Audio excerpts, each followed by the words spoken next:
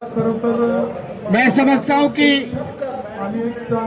मौजूदा जो हालात है उसके ऊपर इफ्टू के राष्ट्रीय कमेटी का जो आह्वान कॉमरेड अपर्णा ने बड़े विस्तार से और दिल्ली के अंदर भी जो परिस्थितियां बन रही उसको भी कॉमरेड राजेश ने बड़े दिल्ली महासचिव ने बड़े विस्तार से इस बात की चर्चा की। अस्पताल से आए हुए वोकेशनल टीचर से आए हुए साथियों ने भी इसकी बात रखी कि आने वाले दिनों के तरफ इन्होंने इशारा किया है कि आने वाले दिनों में क्या परिस्थितियां बन रही है। एक बात इस सरकार को पिछले एक साल से एक बात इस सरकार को लगातार दिल्ली और देश के मजदूर लगातार इस बात को चेता रहे हैं कि अगर 4 लेबर कोड लागू होगा ये गुलामी का दस्तावेज है। 23 मार्च को हम लोगों ने क्यों किया इस बात का? क्योंकि ये कॉर्पोरेट गुलामी। हमने 23 मार्च को इसीलिए इसको किया कि हिंदुस्तान में भगत सिंह, राजगुरु, सुखदेव इन्होंने जो है साम्राज्यवाद के खिलाफ एक तेज लड़ाई की शुरुआत, एक तेज लड़ाई ब्रिटिश हुकूमत के खिलाफ वो प्रतीक है। और आज के दिन भी हम लोगों ने सोचा कि गुलामी के खिलाफ जो देश को कॉर्पोरेट और विदेशी साम्राज्यवाद की गुलामी बनाया जा रहा है, एक नए तरह की गुलामी जहां पर हक नहीं रहेगा। तमाम कानून जो 47 के बाद मजदूर संघर्ष ने तमाम कानून लागू किया, तमाम कानूनों को बनाया और तमाम कानूनों के अपने संघर्ष के जरिए से लागू करने की कोशिश की। वो तमाम कानून मोदी सरकार तमाम कानूनों को खत्म कर रही है। बहुत सारे कार्य ने खत्म कर दिया है, लेकिन औपचारिक तौर से बहुत सारे कानूनों को सरकार कानूनी नहीं रहेगी तो हम लोग जाएंगे कहां पर? इसलिए साथियों 23 मार्च साम्राज्यवाद विरोध को हम लोग गुलाम के खिलाफ गुलामी विरोध के दौर से भी हम लोग इसको देखेंगे। जो दूसरी बात, मैं लंबी बात नहीं करूंगा, लेकिन जो दूसरी बात हम कहना चाहते हैं वो बात है कि दिल्ली के अंदर हमारे साथी ने कहा ट्रिपल इंजन की सरकार है। दिल्ली के अंदर दिल्ली के मुख्यमंत्री ने मीटिंग की 2 दिन पहले दिल्ली के अंदर थे। मीटिंग का तात्पर्य यह था, रेखा गुप्ता ने मीटिंग ली और मीटिंग का तात्पर्य यह था कि दिल्ली में 4 लेबर कोड को किस तरह से लागू किया जाए।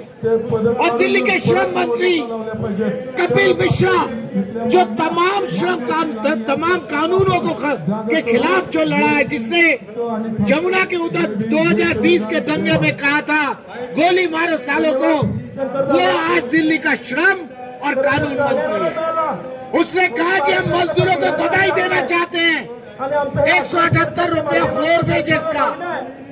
और रेखा गुप्ता ने कहा कि ये ट्रेड यूनियन हमें सलाह दे कि कैसे हम लोग दिल्ली के अंदर लागू करेंगे। ये सोमवार मंगलवार की बात है।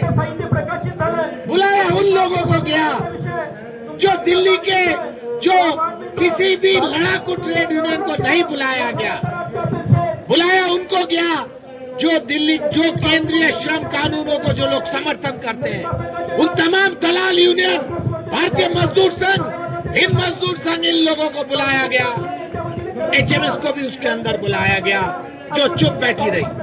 तो जो कहने का मेरा तात्पर्य है कि सरकार चाहती है कि 4 लेबर कोड लागू हो, सरकार चाहती है कि तमाम कानून खत्म हो, और सरकार चाहती है कि आने वाले दिनों में मजदूरों के अंदर कोई अधिकार नहीं रहे।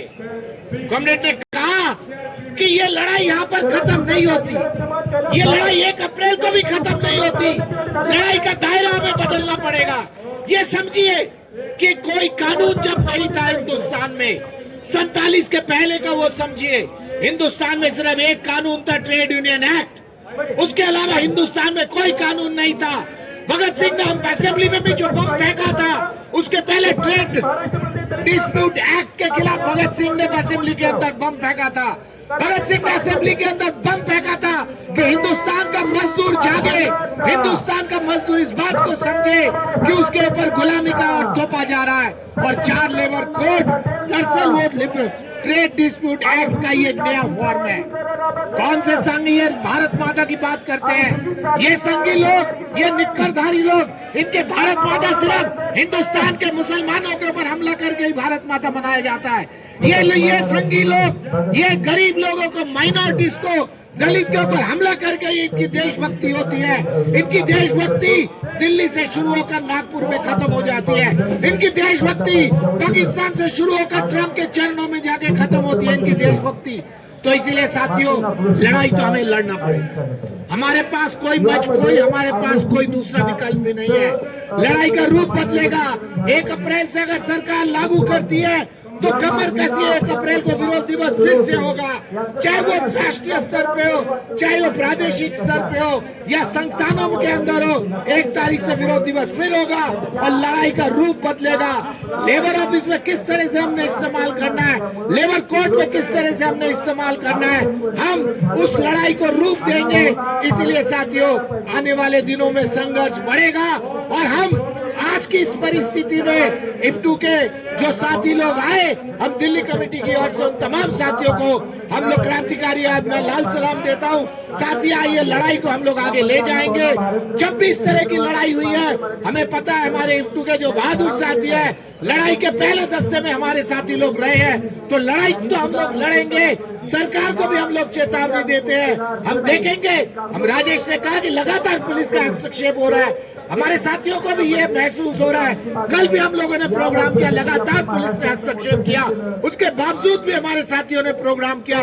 इसीलिए साथियों, हम उन तमाम साथियों का जिन लोगों ने कमर कसी है, जिन लोगों ने लड़ने का जो वचन लिया है, जिन लोगों ने लड़ने की कसम खाई है, हम तमाम साथियों को क्रांतिकारी अभिनंदन देते हैं और कमर कसिए। आने वाले दिनों में लड़ाई बढ़ेगा। मैं इन्हीं शब्दों के साथ 2 नारों के लगाएंगे। साथी लोग मेरे साथ नारे जरूर लगाएं। लड़ेंगे, जीतेंगे, जोरदार इसको उठा लीजिए। आरक्षण वर्गीकरण, लड़ेंगे, जीतेंगे। 4 लेबर कोड वापस लो, 4 लेबर कोड वापस लो। लड़ेंगे, जीतेंगे। 4 लेबर कोड को रुकवा के रहेंगे, 4 लेबर कोड को रुकवा के रहेंगे। इनकलाब इनकलाब जिंदाबाद। दुनिया के मजदूर एक हो, दुनिया के मजदूर एक हो।